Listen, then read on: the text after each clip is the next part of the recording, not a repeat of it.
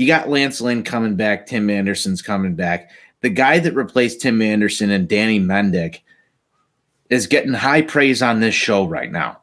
You've got the Jake Berger problem. They're going to have decisions to make. To me, the rest of this season is largely in Rick Hahn's hands. Who's he sending down? Who's he keeping up?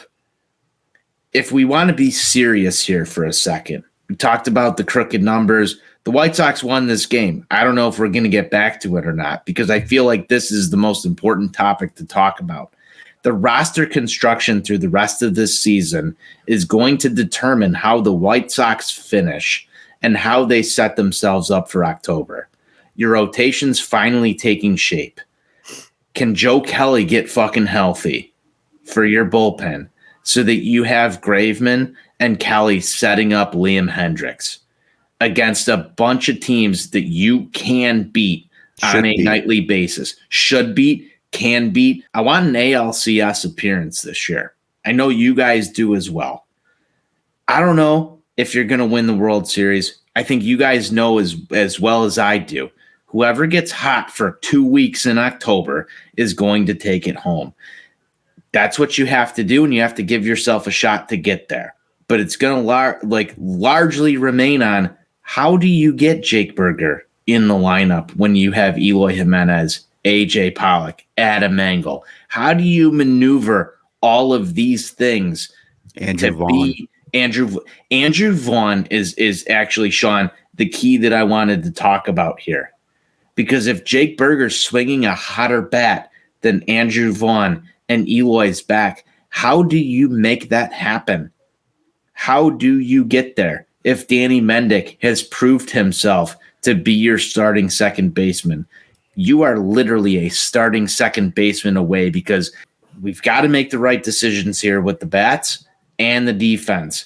That's on Rick Hahn right now, and this is a critical moment of how you play this. The assumption that you can rely and count on Eloy Jimenez to be in the lineup, for one, that's an issue. Two, if you go back and look at his last 250 plate appearances, he's not been good offensively. So this is a guy that you said could hit 45 home runs. I did not want him in your lineup at this point. Do you try and make a trade, Steve? That's what I'm talking about here. Does anyone take him right now?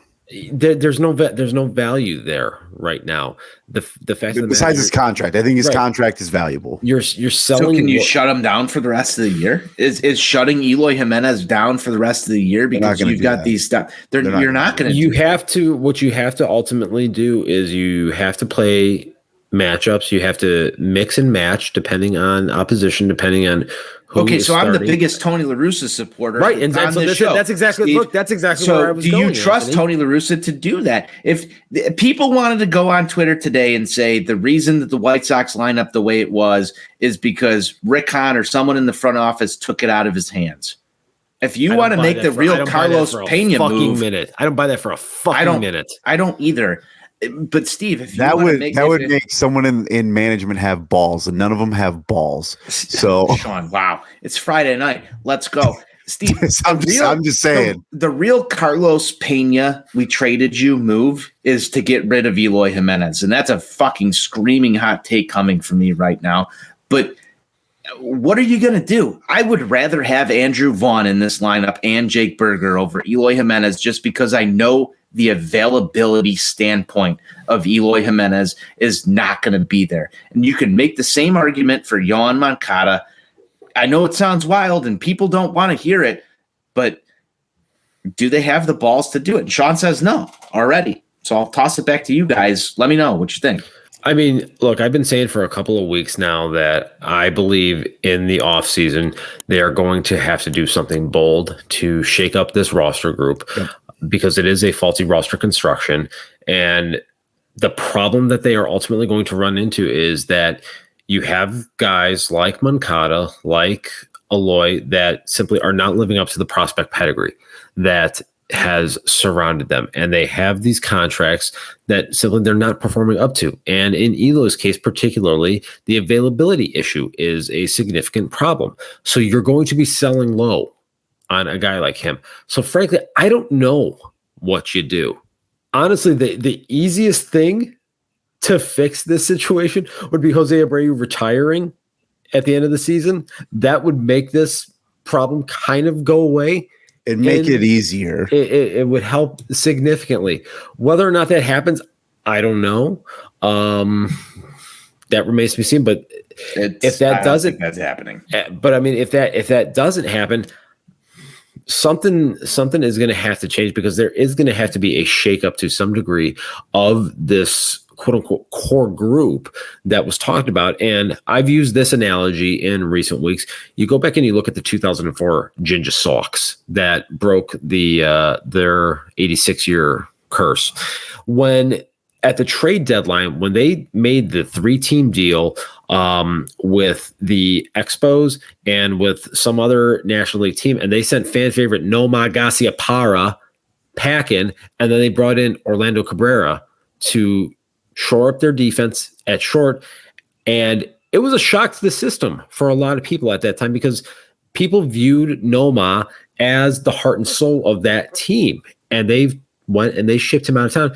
And then all of a sudden, they ended up winning a World Series. Is that what it's potentially going to take for this group to get their asses in gear and turn the tide on this thing and start performing the way that their prospect pedigree said that they were going to? I'm just curious as to who you're contributing Nomar Garciaparra to on the White Sox. I can't figure that out right now, if I'm being totally honest with you. It can't be Eloy right now, because he's not on the field. And like I said, the production hasn't been there since the pandemic shortened season. So that's it. When you think of Eloy, though, and I ask this to myself quite a bit when it comes to Eloy Jimenez, and I sit there and I go, I love Eloy. I love his personality. I love everything about him. But what value does he bring to this team? And frankly, there's nothing. Like, he can't play the field. He can't stay on the field. And offensively, what really is he bringing us? Ground balls to shortstop?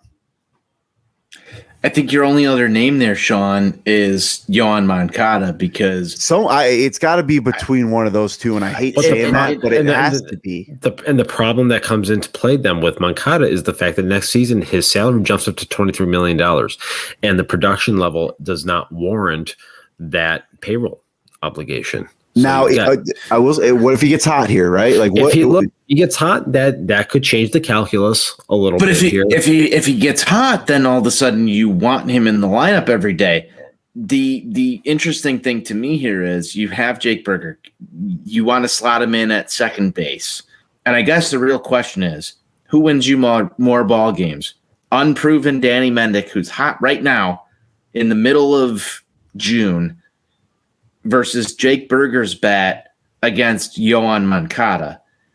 Here's a guy with 1 year that's jumped off the page at you. It's not going to be an easy thing to swallow if you're a White Sox fan trying to move Eloy Jimenez or Yohan Moncada. So what's your lesser of two evils here? Where do you feel more confident that you have somebody who's ready to go? Is it Jake Burger at third base and Danny Mendick at second, when you also have Josh Harrison, Lurie Garcia to plug that hole? I think Josh Harrison is DFA'd in this whole thing. Or is it, left field, you've got AJ Pollock potentially being able to fill in for Eloy Jimenez?